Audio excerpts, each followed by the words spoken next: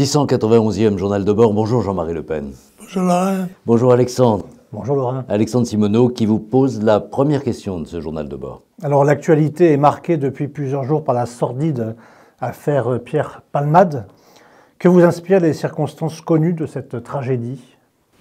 Écoutez, Palmade n'est jamais apparu comme un chevalier servant. Donc ce qui lui arrive ne me paraît pas tout à fait étonnant.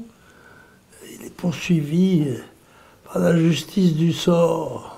Il y a tout de même les circonstances particulières de cet accident. Je veux dire, quelqu'un qui conduit une voiture chargée de cocaïne avec deux personnages troubles dans la même voiture, qui se déportent et qui massacrent une famille, qui rentre chez elle tranquillement. C'est un criminel, mais il est honoré comme membre du showbiz, alors qu'il devrait être condamné comme un vulgaire criminel.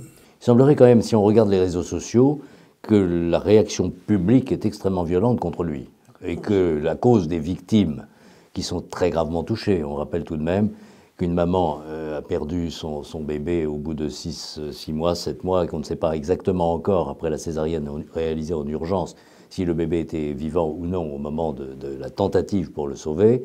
Cette maman est très grièvement blessée. 2 autres personnes sont toujours dans le coma, dont un petit garçon de 6 ans qui est défiguré à vie.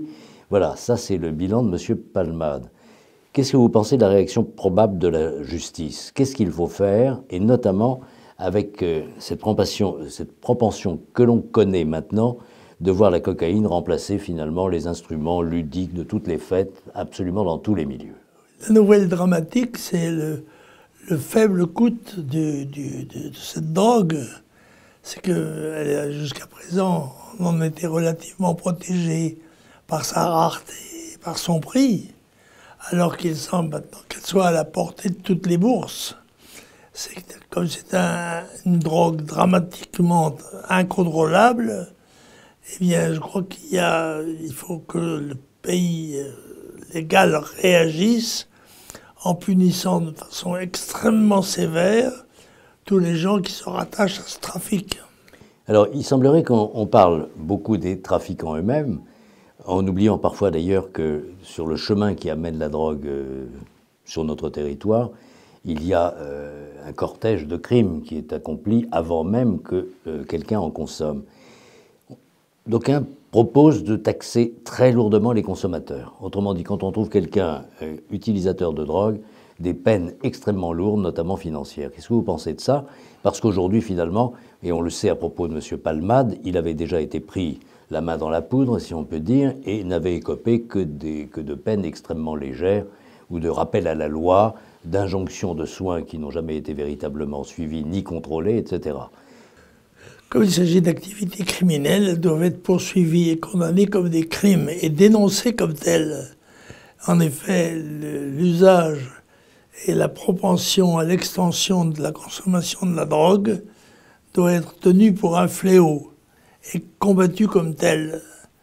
Il n'y a à cet égard aucune indulgence à avoir, quels que soient les protagonistes, y compris quand ils font partie du showbiz. Alors, vous savez peut-être que il y a, notamment à gauche, des propositions visant à dépénaliser, par exemple, le cannabis ou la marijuana pour essayer de casser le marché. Bon, qu'est-ce que vous pensez de cette tentative en disant, au fond, si c'était sous contrôle de l'État, mais en libre vente, comme le sont le tabac, l'alcool et ainsi de suite, à partir de ce moment-là, le marché serait tué et serait moins rentable? Je ne crois pas. Je crois que c'est une activité criminelle. Elle doit être dénoncée et poursuivie comme telle inlassablement. Et tout relâchement des sanctions à leur égard ne peut être considéré que comme une complicité du crime. Vous pensez que, par exemple, s'agissant de Pierre Palmade, si tout ça est vérifié, bien sûr, par l'enquête, sa place, c'est plus devant une cour d'assises que devant un tribunal correctionnel? Oui, sûrement, mais il est condamné en lui-même. Il suffit de le regarder à la télévision pour s'apercevoir que la drogue a fait sur lui déjà les ravages qu'elle peut faire sur d'autres, hélas. Le débat parlementaire sur la réforme des retraites s'enlise sur fond d'incidents à répétition à l'Assemblée. Vous avez suivi certaines séances. Qu'avez-vous pensé? L'Assemblée nationale est un lieu de contestation et de débat. Il ne faut pas s'étonner, donc par conséquent, qu'il s'y produise des éclats et quelquefois même des excès. Somme toute, ça n'est pas, à moins d'être une chambre d'enregistrement, si c'est une chambre de débat, elle doit refléter les contradictions réelles du monde actuel. Voilà. Vous n'êtes pas choqué quand un député traite d'assassin un ministre? Ça ne me choque pas. Je suis pour la liberté des opinions et la responsabilité des propos qui sont tenus. Mais je ne suis pas tombé de mon haut quand j'ai entendu ce député traiter les autres d'assassins. Ça me paraît assez banal et aller de soi. Quand cela soit dit, et soit dit à la tribune de l'Assemblée nationale, n'est pas pour me déplaire a priori. Vous ne trouvez pas qu'il y a une baisse de niveau quand même? Beaucoup d'observateurs sont frappés par le fait que bon, l'Assemblée nationale, celle de la Troisième et même de la Quatrième République que vous avez connue, était virilement marquée par des interventions. Mais il semble quand même que la recherche intellectuelle, littéraire ou culturelle des attaques était d'un autre niveau que ce qu'on entend aujourd'hui. Ça ne vous frappe pas, ça? Non, parce que je crois que c'était toujours mieux avant. C'est une propension à l'indulgence du passé et je crois que non, ça n'a pas beaucoup d'importance. L'essentiel, c'est d'aller au fond du problème et de traiter virilement les débordements et de les sanctionner. Alors, il s'agit des retraites, en l'occurrence. Le gouvernement a choisi une méthode qui consiste à arrêter le débat le plus rapidement possible, puisque dès ce week-end, la procédure parlementaire utilisée mettra un terme, probablement sans qu'on arrive au cœur de la réforme, c'est-à-dire l'âge permettant de partir à la retraite, 64 ans au lieu de 62 ans. On n'y arrivera pas. Ça va partir au Sénat de façon incomplète, ça va revenir et ainsi de suite, pour finir peut-être par un 49-3 si les événements qui se sont produits la nuit dernière se reproduisent, à savoir une surprise, puisque le Rassemblement national avait caché ses députés à la buvette pour les faire surgir au dernier moment dans l'hémicycle. Oh mon Dieu, vraiment? Mais oui, ce genre de manœuvre subtile, ça prouve qu'il y a de l'esprit dans nos rangs. Ah bon. En tout cas, il semblerait qu'avec toutes les modifications apportées par le gouvernement, la réforme va coûter plus cher qu'elle ne provoquera d'économies, ce qui était à l'origine la raison budgétaire de cette tentative de changer la règle. Ce qui est la caractéristique généralement des gouvernements décadents, c'est que les meilleures intentions se traduisent par des exécutions pitoyables. Alors que se rapproche la date du premier anniversaire de la guerre en Ukraine, on s'attend à une offensive russe de grande ampleur, alors que les alliés des Ukrainiens semblent incapables de fournir des munitions en quantité suffisante. Êtes-vous toujours aussi pessimiste sur l'évolution du conflit? Oui, je crois que nous sommes engagés là dans un processus, dans un engrenage d'aggravation des risques d'une guerre mondiale. Et par conséquent, ça ne m'étonne pas à chaque chapitre de voir qu'il est un petit peu plus dangereux que les autres. Voilà. Je ne serais pas étonné de l'aggravation de la situation.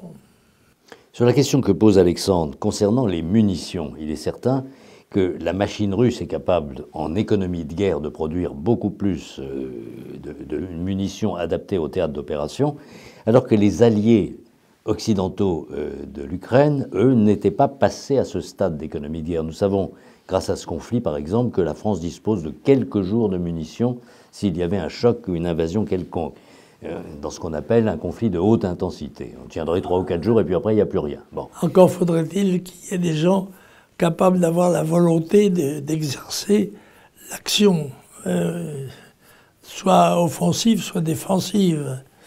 En l'occurrence, le déroulement de ces événements était prévisible et le pire, on peut s'attendre au pire et on y arrive.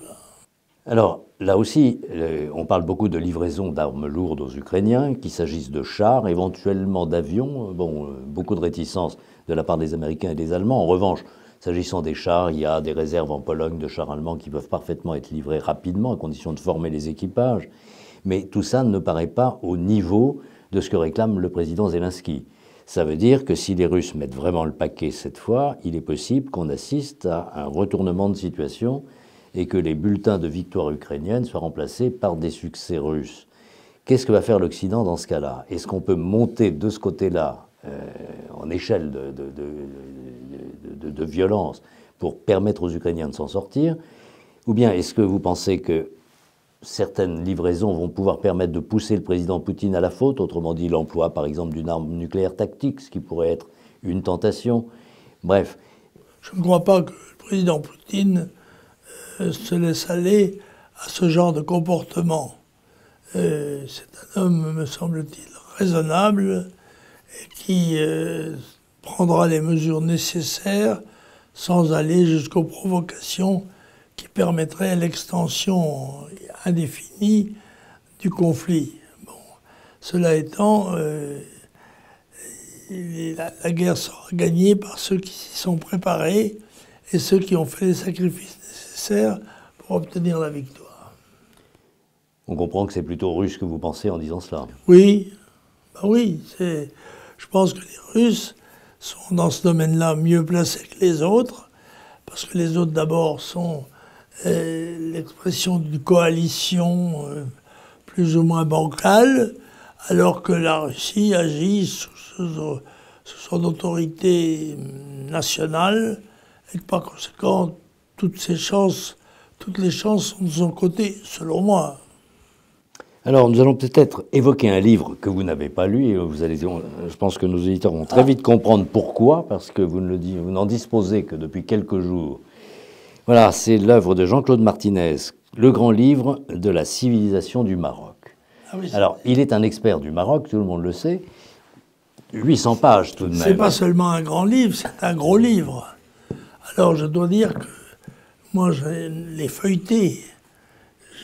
Je l'ai tâté en quelque sorte de l'œil, mais je n'ai pas eu le courage, ni le temps, ni la volonté d'ailleurs, d'arriver au bout de ce monument, qui sera certainement d'un très grand intérêt pour ceux qui veulent savoir la vérité sur le Maroc, à la fois économique, politique, militaire, culturel, je crois. Culturel et autres. Voilà, une belle pièce, grand livre, un grand livre, grand et gros livre de la civilisation du Maroc, pays passionnant d'ailleurs, très proche de nous quand même, et qui passionnera certainement les jeunes générations. Vous vous souvenez que Jean-Claude Martinez avait été à l'origine de votre rendez-vous avec Hassan II du Maroc à l'époque. Absolument. Et que le roi du Maroc avait à cette occasion mis la garde royale à votre disposition sur le chemin de l'aéroport au palais, ce qui pouvait donner l'impression qu'il cherchait des noises au président Mitterrand de l'époque, en valorisant un voyage de Jean-Marie Le Pen sur son propre royaume.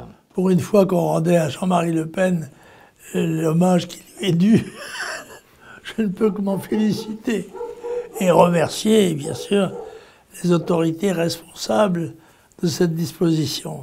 En tous les cas, si vous avez du courage et du temps, lisez donc ce livre de Jean-Claude Martinez. Il vous apprendra tout ce que vous ne savez pas sur le Maroc.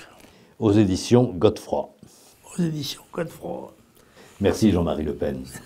Merci Alexandre, à la semaine prochaine. Au revoir messieurs, merci.